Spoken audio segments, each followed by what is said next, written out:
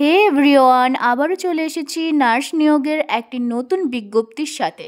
ইতিমধ্যে WBPDCL এর তরফ থেকে, সুতরাং the West Bengal power development corporation লিমিটেডের তরফ থেকে স্টাফ নার্সের একটি ভ্যাকেন্সি বের করানো হয়েছে। এবার আমরা জানবো কারা কারা এলিজেবল হবে, কত টাকা বেতন পাবে, আর সিলেকশন প্রসেস কি হবে, সব আমরা জানবো এই ভিডিওর মাধ্যমে। সুতরাং শেষ পর্যন্ত তোমরা এই ভিডিওটি মনোযোগ সহকারে দেখতে থাকো। তো চলো বন্ধুরা, দেরি না করে ভিডিওটি শুরু করা যাক। প্রথমে আমরা দেখে নেব স্টাফ নার্স পোর্শনটি। দেখো, basic pay ₹29,000 in the pay scale of ₹29,000 to ₹84,500 pay level 4। তাহলে লেভেল 4 স্কেলে তোমরা কিন্তু স্যালারিটা পেয়ে যাচ্ছ 29,000 থেকে 84,500 পর্যন্ত। এরপর আমরা দেখে নেব মিনিমাম এসেন্সিয়াল কোয়ালিফিকেশন কি থাকতে হবে স্টাফ নার্সের জন্য।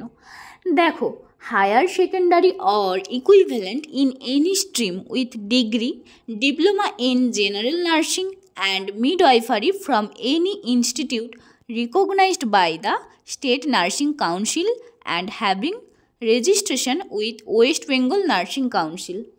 দেখো, এখানে বলা হয়েছে এইচএস পাস মিনিমাম হতেই হবে, সাথে বলেই দিয়েছে জেনারেল নার্সিং অ্যান্ড মিডওয়াইফারির ডিপ্লোমা থাকতে হবে।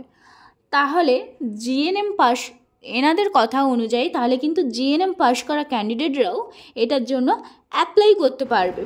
আর রেজিস্ট্রেশন কিন্তু ওয়েস্ট বেঙ্গল নার্সিং কাউন্সিলের হতে হবে। অ্যাপ্লাইয়ের জন্য এজ লিমিটেশনটা দেখে নাও। সুতরাং 1-এর বিয়েতে দেখো ভালো করে, 32 years for the post of staff nurse as on 1/9/2025 for unreserved category candidates. তাহলে বুঝতেই পারছো, যারা জেনারেল, সুতরাং যারা আনরিজার্ভড ক্যাটাগরি তারা কিন্তু 32 ইয়ার্স পর্যন্ত স্টাফ নার্সের জন্য অ্যাপ্লাই করতে পারবে। এছাড়া দেখো, এখানে বলা আছে 5 years for the age limit is relaxable by 5 years for SC/ST। তাহলে SC/STদের জন্য কিন্তু 5 বছরের বয়সের ছাড় থাকছে, আর 3 বছরের ছাড় থাকছে তোমার ওবিসিদের জন্য। স্টাফ নার্সের টোটাল ভ্যাকেন্সি থাকছে 7টার মধ্যে আমরা দেখে নেব কোন ক্যাটাগরির জন্য কটা ভ্যাকেন্সি রয়েছে। তাহলে UR-এর জন্য থাকছে আমার 1টা, UR EC-র জন্য থাকছে 1টা, UR EX/SM-এর জন্য থাকছে 0 এখানে, UR PWBD-র জন্য থাকছে 1, UR MSP-র জন্য থাকছে 1, EWS-এর জন্য 0, EWS EC-র জন্য 0, SC-র জন্য থাকছে 1টা, SC EC-র জন্য থাকছে না, এখানে থাকছে না কোনো 0, SC PWBD 1টা, SC EX/SM 0, ST 0, ST EC 1টা, OBC A 0, OBC A EC 0, OBC B 0। তাহলে বুঝতে পেরেছো কিভাবে ভ্যাকেন্সিটাকে সেগ্রিগেট করা হয়েছে। তো SC ST OBC ক্যান্ডিডেটদের জন্য এই পয়েন্টটা কিন্তু মাস্ট বি নিডেড। দেখো, a candidate claiming to be SC/ST OBC must have a certificate in support of his/her claim from a competent authority of West Bengal as specified below by the West Bengal SC/ST and ST/ST Act 1994 and SC/ST Welfare Department Order Number 261 TWEC MR 103/94 dated with BCW Department Order Number 6320 BCH MR 8410 dated 24/9/2000। তাহলে এই ক্রাইটেরিয়ার মধ্যে কিন্তু তোমাদের SC/ST OBCর সার্টিফিকেটটা must be থাকতে হবে। দেখে নেব সিলেকশন প্রসেসটা কিভাবে হতে চলেছে। আচ্ছা, স্টাফ নার্সে কিভাবে আছে দেখে নেব। দেখো, স্টাফ নার্সে চলে এলাম। এখানে বলা হয়েছে পার্সোনাল ইন্টারভিউ। সুতরাং selected candidates will be required to appear for personal interview only to be held in Kolkata.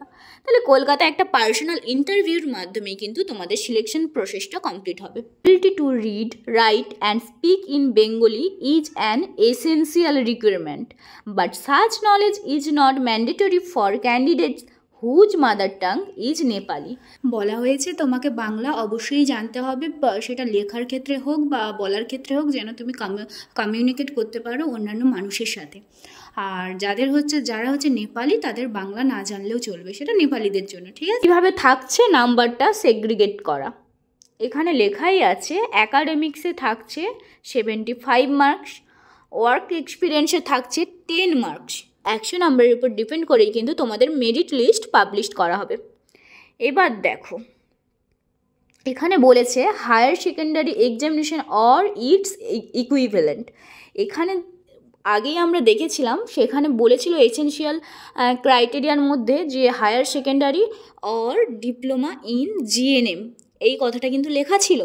সেক্ষেত্রে আমি বলবো এই জায়গাটা একটু সবার কনফিউশন হয়তো থাকবে যে জিএনএমরা, ঠিক আছে, জিএনএম ক্যান্ডিডেটরা কি তাহলে এখানে অ্যাপ্লাই করতে পারবে?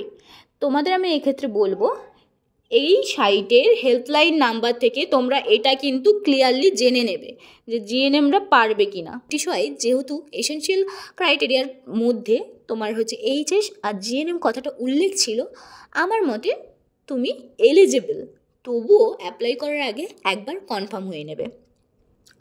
তো এইচএসে ওপর ডিপেন্ড করে তোমার নাম্বার এখানে সেগ্রিগেট করা থাকছে 25।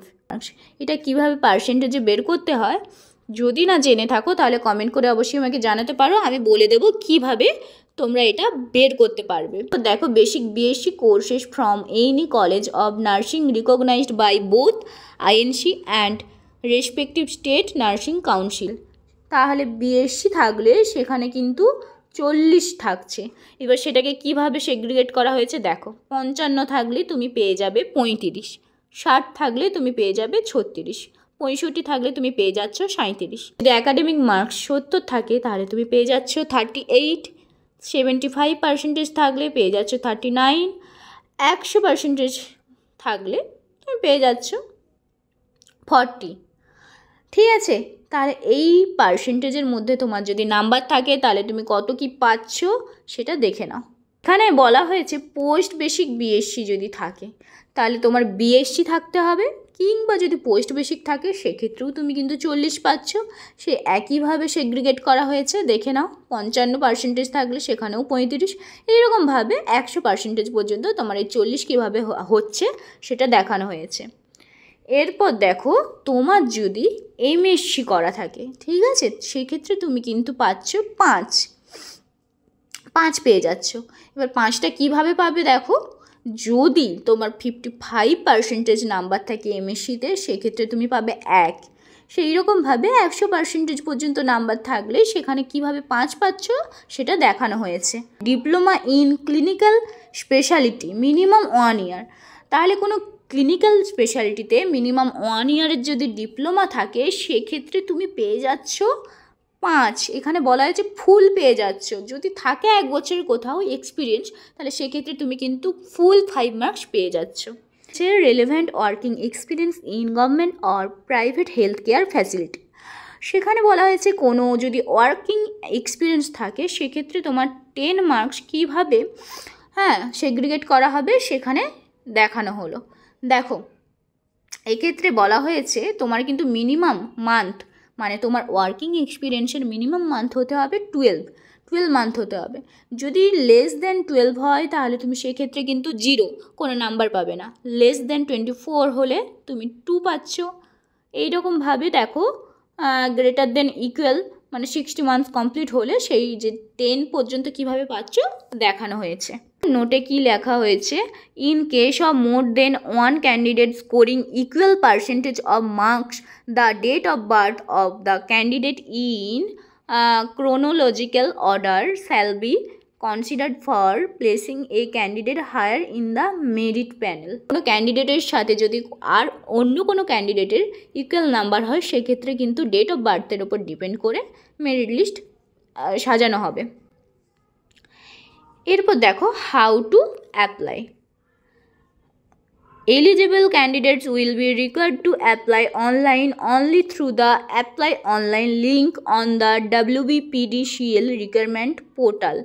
দেখো www.wppdcl.co.in এই পোর্টালের মাধ্যমে কিন্তু তোমাকে অনলাইন অ্যাপ্লাই করতে হবে। এরপর দেখো কি কি লাগছে। Before registration, submitting application on the WBPDCL requirement portal, the candidate should process a valid, তোমার এই অনলাইন অ্যাপ্লাই করার আগে এইগুলো আছে ভ্যালিড, সেগুলো তুমি দেখে নেবে। একটা ভ্যালিড ইমেল আইডি থাকে, যেন তোমার ভ্যালিড ইমেল আইডি থাকে, যে হিজিবিজি ইমেল আইডি, তার কোনো পাসওয়ার্ড ভুলে গেছে এরকম ইমেল আইডি থাকলে হবে না। ধরো কোনো ঠিক আছে, যে কোনো ইন্টারভিউর কল এলো কিংবা হচ্ছে কোনো ওটিপি এলো, সেইগুলোর জন্য কিন্তু তোমার একটা ভ্যালিড ইমেল আইডি লাগবে। এছাড়া হচ্ছে ভ্যালিড মোবাইল নাম্বারও লাগবে, আধার নাম্বার। যদি ভ্যালিড মোবাইল নাম্বার না থাকে সবসময় দেওয়ার চেষ্টা করবে যে মোবাইলে যেই সিমে তুমি হচ্ছে অলওয়েজ রিচার্জ করে থাকো সেই নাম্বারটারই দেওয়ার চেষ্টা করবে। এরকম কোনো নাম্বার দেবে না যেটা অনেক দিন ধরে রিচার্জ হয়নি, ঠিক আছে, কল আসে না বা কল যায় না, সেই রকম মোবাইল নাম্বার দেবে না। আধার নাম্বার লাগবে, scan copy of recent passport size, হ্যাঁ, colour photograph of the candidate. তাহলে বলেছে রিসেন্ট পাসপোর্ট সাইজ তোমার ফটো লাগবে স্ক্যান করা। The application is liable to be rejected if the uploaded photograph is not clear and recognizable. তুমি যেই passport size ফটোটা দিচ্ছ সেটা যদি ক্লিয়ার না হয় তাহলে কিন্তু সেক্ষেত্রে রিজেক্ট হয়ে যেতে পারে। তাহলে আমি সেক্ষেত্রে বলবো তোমরা সবসময় চেষ্টা করবে সাইবার ক্যাফে গিয়ে ভালো করে নিজের রিসেন্ট একটা ফটোকে স্ক্যান করে কালার ফটো পাবলিশ করার চেষ্টা করবে, যেন ক্লিয়ার ফর্মে হয়। এরপর বলেছে category SC ST OBC EWS as submitted as the time of application cannot be changed thereafter and no benefit of other category reservation will subsequently be made admissible at any stage of the selection process.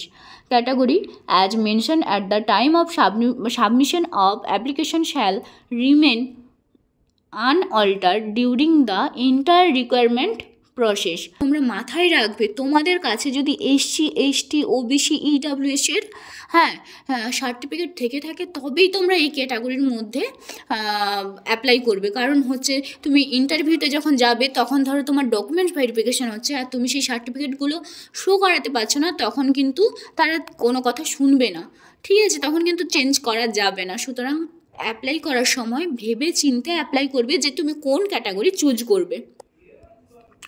তারপরে বলা হয়েছে candidates are required to download and retain a copy of the system generated application slip capturing essential details as provided by the candidate for submission at the time of personal interview is call for.